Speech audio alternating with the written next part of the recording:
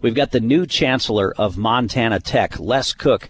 Chancellor Cook, great to have you here with us on Montana Talks. Thanks for coming down. Yeah, thanks for having me. It's good to be here this morning. You just came on board, in July as the new Chancellor? Yep, started in July. How's it going so far?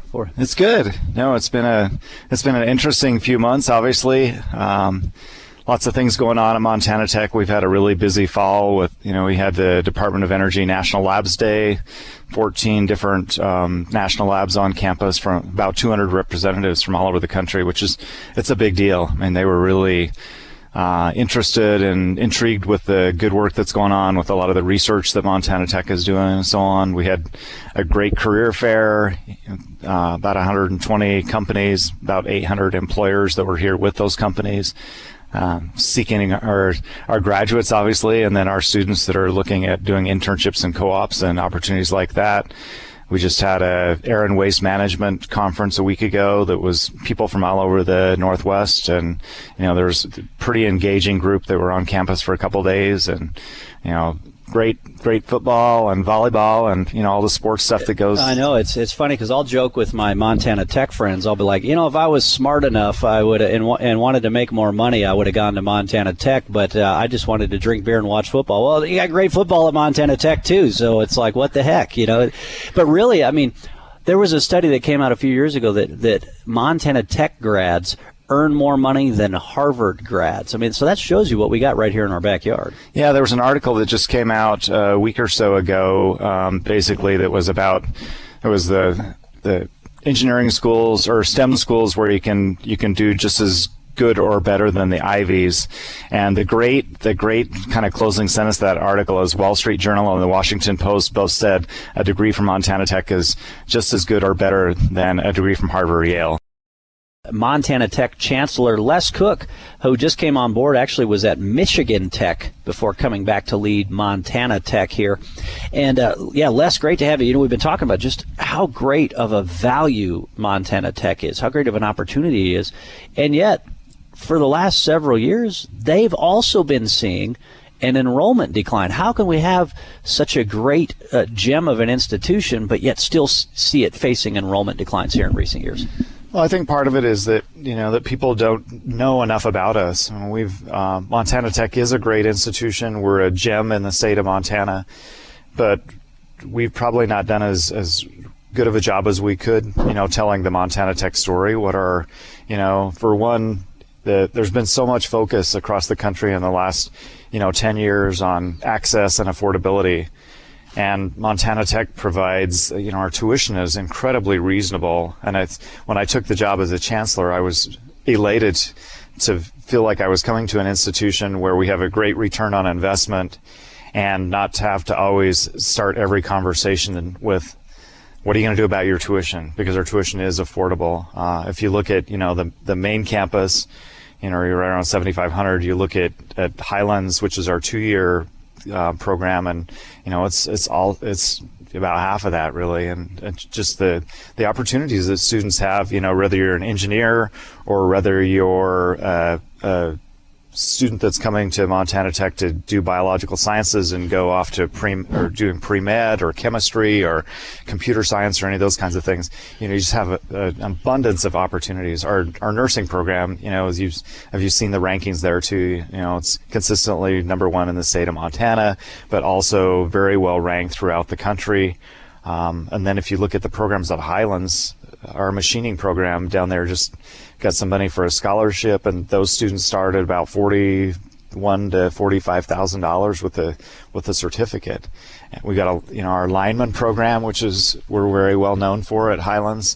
Those students, once they get their journeyman apprentice, are starting at $95,000, $120,000 with a certificate. Yeah, with a 1-year certificate. That's a one-semester certificate. Yeah, I was talking with Bill Ryan from Highlands College about an hour ago. He popped down here too because I ran into him in Whitefish at the Montana Equipment Dealers Convention, and and those linemen are making, some of them are making $75,000 a year entry-level wage, with a 1-year certificate or 1 semester certificate. And Bill was also saying that now Highlands College, which is basically like your College of Technology here in Butte, you can even do a 4-year track where you can do your certifications through the Highlands College, the more technology, but then you can also shift to Montana Tech and still get your 4-year degree as well. Right. Yeah, we had some alumni awards a few weeks ago, and we had one of the individuals that won an award was she went to Highlands and got a certificate in accounting. And then she was encouraged to go on and get her accounting degree, and raising a family and so on, went on and got her accounting degree as a CPA now. And she talked about the encouragement and just the care of our faculty and how they really helped her to kind of navigate doing that. And she looks now at where she is as a CPA and is doing incredibly well. And she said, I never dreamed of that. But it was part of just the one-on-one individualized attention that our faculty can provide to students and help them be successful. I think that's the beauty of an institution the size of Montana Tech, is the faculty really get to know your students. Our faculty are true faculty. They're not, you're not in classes with a bunch of TAs.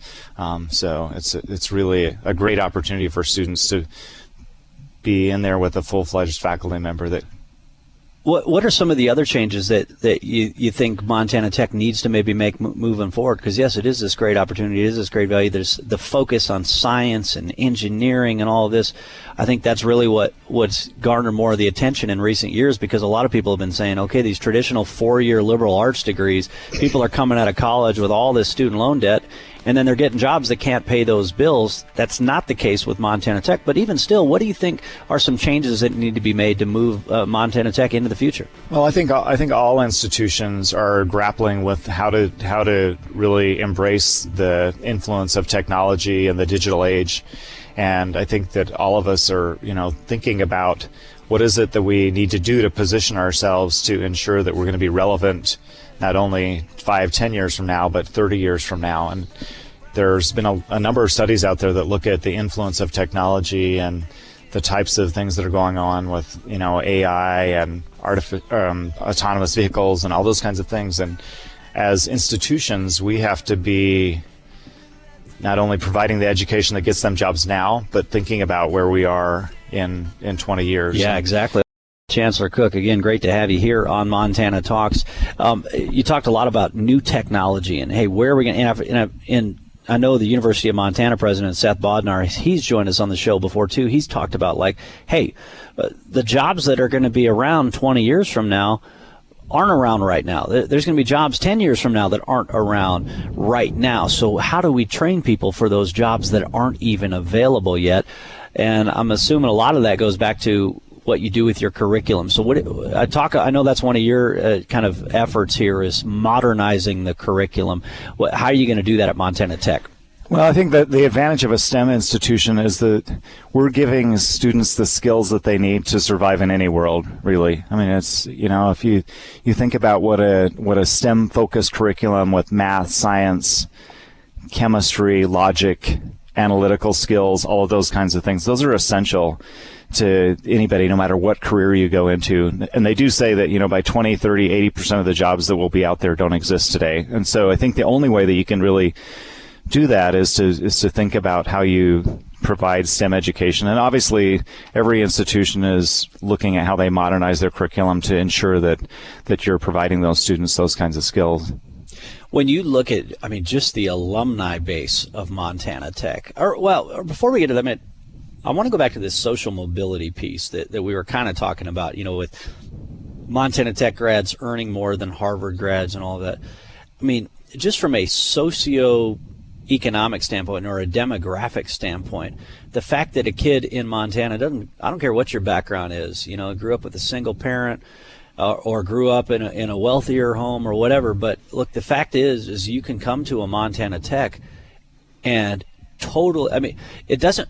This is what is so great about America, that it doesn't matter how you started, you have the opportunity to totally turn your life around economically in this country. And Montana Tech is really one of the easiest ways to be able to do that. Well, I think that because of the types of the careers that we provide, obviously the students have a higher starting salary. Our average starting salary is over 60, and some of the fields, depending on what you're in, could be 75 or 80, and some could be over 100. And those are the types of careers that are going to take a student, a kid that grew up maybe rural and, came from lower means and so on, but comes to the institution. And we have great scholarships and financial aid and opportunities that really can provide for those students. So if they can graduate with low debt or no debt, and then, start out at $60,000 a year, that's considerable. I look at my own self as, I was a ranch kid, and my parents, it was always living from market to market as far as the calf check goes at the end of the season when you sell you send off your calves off to market. And I thought that we were always rich when we get that check, but I didn't realize as a kid that had to last me my whole, the whole rest of the year. And I think that, the opportunity to have those careers that get you out and get you a job, get you benefits, give you opportunities to see the world are really profound. And I'm really proud of the types of students and the types of graduates that we provide. The beauty of Montana Tech is that we're so in demand just because of the STEM education. And that's one of the reasons why I chose to go from one STEM school to back to the West and be back in the mountains, back where it's home. What are the exciting things yet to come for Montana Tech's campus? I know they've got a new engineering power systems lab about to come on board, or did it already come on board? I know I read something about that recently. That's already that's in place. I mean, we have a new student success center. We've got new natural resources building, a relatively new natural resources building. We have a couple of graduate programs that we're, in the works that we'd like to get moving forward. We just had the Army Research Labs on campus yesterday, and they've been really supportive, have given us provided about $15 million worth of support over the time that they've been involved with us. And so there's a lot of interest in the kind of work that we do and the research that we do. And I think that will only grow as we create additional opportunities for organizations like them to be involved. Yeah, you talk about the Army Research Lab. I know they do some high altitude training that the Marines also do here in Butte. I hope they're training right now with that 11 below zero temperature that you had in Butte here this morning. So good training out there this morning. Well, there's that piece that you can't put on the resume, right? The toughness piece. And so that the little cold spell we've had, I think, has given us that toughness. Well, that's what Butte is known. Butte tough, Butte strong. Rob O'Neill, the Navy SEAL from Butte who killed Osama bin Laden, he had this T-shirt that says Butte versus everybody. But yeah, I was joking earlier. I stopped at the gym yesterday when I got to town, sneak in a quick little workout, and there were no lockers to lock your stuff in, but you could see where your stuff was at. They had these bins, and I thought, hey, this is Butte. You don't need to lock your stuff up, because I'm sure they're just like, go ahead, buddy, try to steal my stuff. I dare you, just try to steal from somebody in Butte, Montana. All right. Well, Chancellor Les Cook, great to see you. Keep us posted on everything going on at Montana Tech. Thanks for coming down and joining us here on Montana Tech. Thanks a lot. I appreciate being on the show this morning.